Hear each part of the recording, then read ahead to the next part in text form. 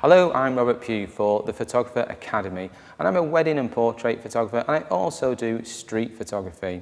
So I'm going to run over the systems I use, why I use the Olympus cameras and the Olympus lenses, and I also use some other makes of lenses like the Voigtlander. Where did it all start for me? Well, I used to shoot with a Nikon, a D4 and a D700, and I started life as a press photographer around London, covering shots of all the celebrities. After time, when the gear gets really heavy after holding it all day, and especially doing weddings, it was time for a change for me. It was starting to hurt my shoulders carrying two cameras around, so the Olympus system had just really sort of come into play then with the first OMD EM5. So I purchased one of them and I decided to have a go at a wedding and see what it told like and if it was up to the job really.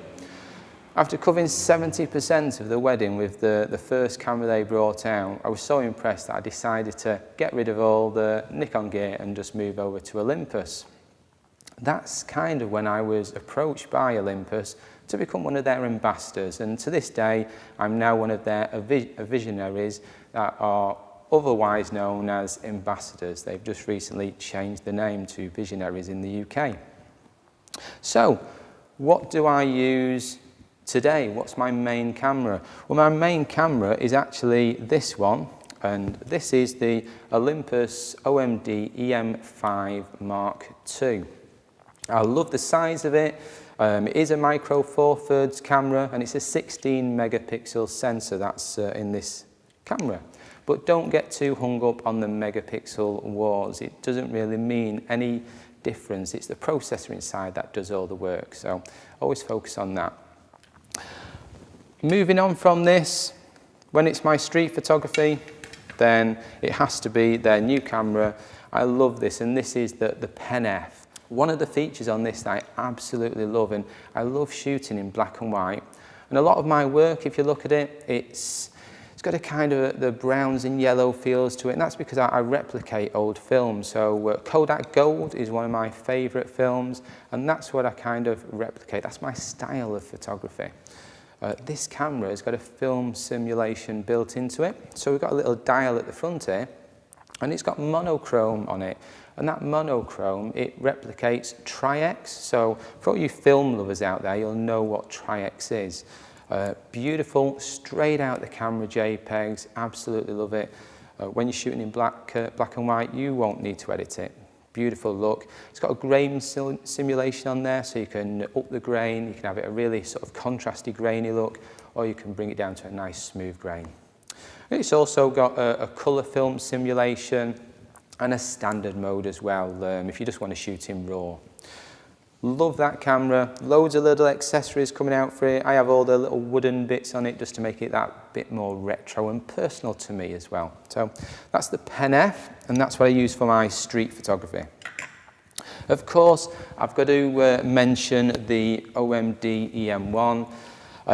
This was my all-time classic favourite. When this came out and I had the first EM5, this became my work camera. So this is what I use for all my wedding photography. It's got a really nice feel to it, and at present this is still the flagship camera. Even though the EM5 Mark II is a higher spec camera, this is still the flagship camera to this date. And it's because it's got a higher buffer rate in. So when you're shooting RAW, if you was to do sports photography, it buffers the RAWs a lot faster than this would. So hence it's still being their pro camera. And also we've got the pro range of lenses for this camera as well. But obviously they fit all the cameras, but they've just kept it into the pro range. Pro range of lenses, they're all magnesium alloy casings. A non-pro range would just be your plastic casings. So let's have a look at the lens choice and why we use this system. So for instance, we have on this camera, this is the 45mm, and it has to be one of the sharpest lenses that Olympus does. Next favourite, and this is the 17mm. So again, to get your 35mm equivalent, you just double it. Always double it with a micro four thirds, and that will give you your equivalent. So this is equivalent to a 35mm. It's a 17mm in micro four thirds. When I'm doing a wedding, a lot of people sort of give me strange looks when I start off, because I turn it with a very small bag, and I would just have this camera and them two lenses, and that's kind of all I need to do to cover the whole wedding. The good thing is I blend in as a guest, so I'm going to get those shots where other photographers won't get, more natural shots. The guests interact with me a lot more because I've only got small cameras and I'm not putting a camera in their face. So that's one of the other pluses of using a system like this. You're not standing out in the crowd with that big, huge camera. Especially good when you're doing street photography. So this here, that is my go-to kit for weddings, those two lenses. But of course, we've always got to do those group shots. They go up in size. You could have a group shot that's maybe 200 guests or 100 guests. So again, in my kit bag, the 12 to 40. This would be equivalent of your 24 to 70. I would kind of use that for my group shots because group shots change in size. It's good to have the zoom function so you can go from a nice small group shot to a huge big shot.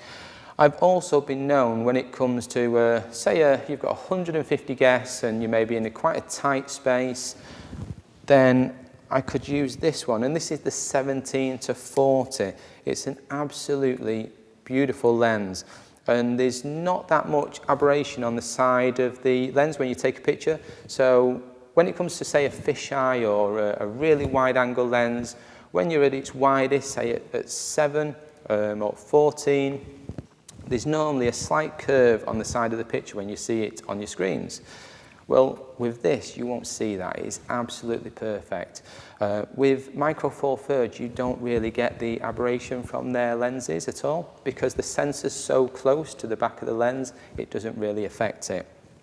So this is a super wide, awesome shots, and I've done many of group shots with this, shooting at 7mm or even 14mm. So moving on, the 40 to 150, but think of this differently. Because it's micro four thirds, double it to get your equivalent. This is a 300mm lens, and the image stabilization in these camera bodies, Olympus invented it. It's the best out there. So it's a 5-axis image stabilization built into the camera. You can handheld this lens at the lowest aperture. Your hands could be shaking and you're going to get a crisp, clear shot. Now I know our preference, I shoot in a lot of churches. I know I can handheld at 1/5 of a second and my shot will still be absolutely pristine, clean and crisp. And that's because of the image stabilization. So again, think of this as a 300mm lens. Absolutely beautiful, all magnesium alloy body, and it's a fixed 2.8 all the way through, which is awesome. Well, we don't need to use just Olympus lenses. We can go to other manufacturers, and let's just have a look at what manufacturers we could use. Well, we've got Voigtlander. So Voigtlander do a 17.5, which is dead on the 35mm. Total manual lenses. But you might think, well, what's the benefit? Why would I go to a Voigtlander? Well, Voigtlanders go down to 0.95. So Olympus lenses go down to f1.8. So it's just that little bit extra. Nice creamy bokeh in the background. Awesome to use. So a beautiful bit of glass. And because they haven't got all the electronics in there, they spend all their money on the glass. And that's how you've got to look at things. It's a really hefty lump of a glass, which you know then that it's really good quality. And again, one of my favourites is the 42.5 Voigtlander, a beautiful portrait lens. In the studio or out the studio, I mean, for natural light, again, shoot it at 0.95 at f2, you're going to get that lovely creamy bokeh coming in. So an absolutely beautiful lens, really hefty and heavy, so you know the quality's there.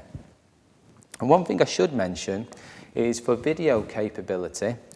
Now, all the Olympus range of lenses, they're all specifically engineered for video quality as well.